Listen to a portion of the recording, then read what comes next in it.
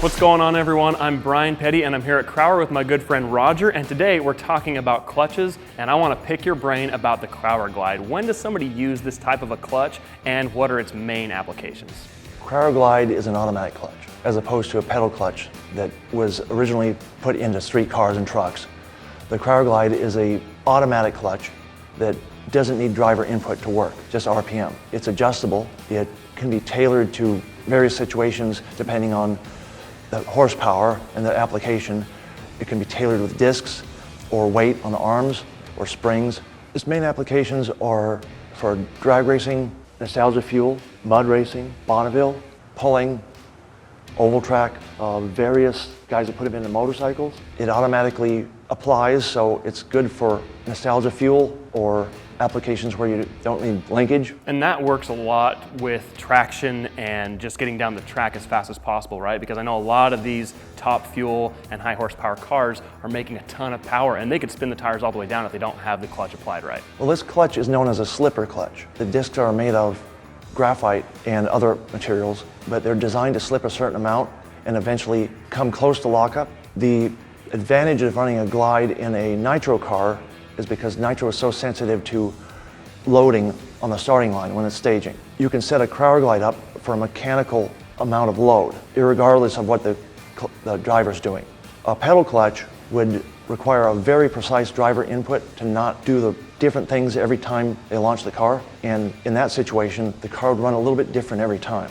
When would somebody use titanium over aluminum? Because I know that titanium is a little more expensive as far as the raw product and machining it, but it seems that it's a little more rigid than aluminum. As far as a donut goes, aluminum is used in most cases. When necessary, we use titanium because of its resiliency, its strength, its imperviousness to heat.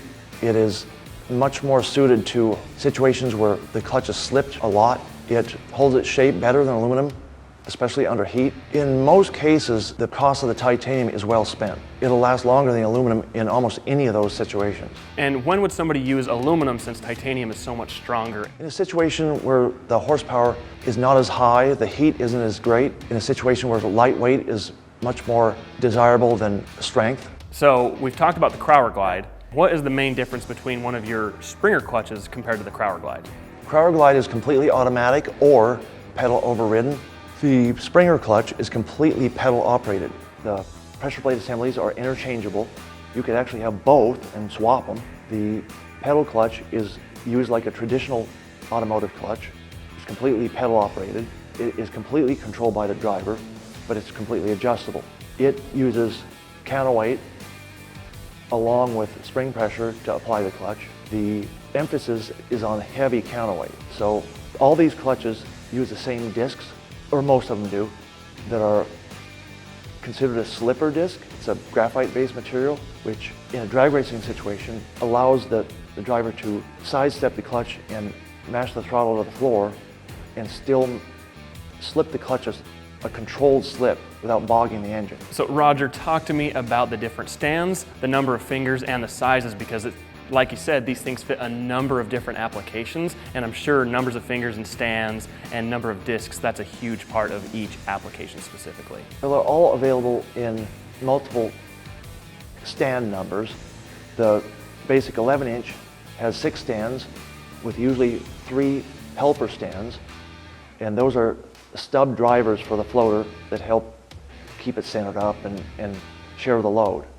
The 12 stand is used in higher torque applications or when situations where the driver feels that rigidity of the whole clutch assembly is more important. We also have a 16 stand in the bigger clutches. We have covers for 16 stand. We outfit all our flywheels for 16 stands on the bigger clutches, so they're upgradable. We have non-adjustable stands with shims.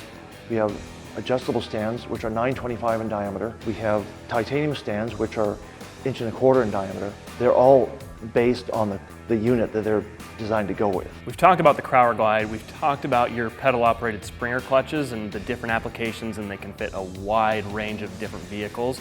But the number one thing that I see on all of your products is they're made in the USA and they have the SFI certified safety sticker. And what does that mean to you guys going forward with safety, precision, and overall quality? Well, safety is the number one issue. SFI certification just ensures that everything gets certified and there's a record It just means that the parts are safer and there's some thought put into safety.